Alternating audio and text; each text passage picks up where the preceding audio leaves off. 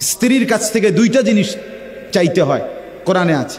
এক হলো মহব্বত চাইতে হয়, ভালোবাসা চাইতে হয়, আরেকটা হলো দয়া মায়া চাইতে হয়।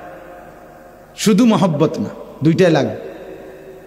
আমি 2008 সালে বিয়ে করছি, আজকে 2023 সাল। আমার এই 15 বছরের বিবাহের জীবনে তো আমার স্ত্রী আছে, হালাল স্ত্রী। তো আমি যখন 2020 সালে মোটর সাইকেল অ্যাক্সিডেন্ট করে পাও ভাঙ্গিয়া ফেলছি, তখন আমি প্রায় দীর্ঘ 6 মাসের মতো বিছানায় এক জায়গাতে 3 মাস, প্রথম 3 মাস পড়েছিলাম। হসপিটাল থেকে আইনা আমারে যেখানে রাখছে ওইখানেই আমি পড়েছিলাম। এক সুতা নড়াচড়া করতে পারি নাই। পেশাব পায়খানা, অজু, গোসল, খানা, খাদ্য সব কিছু এই এক জায়গায়।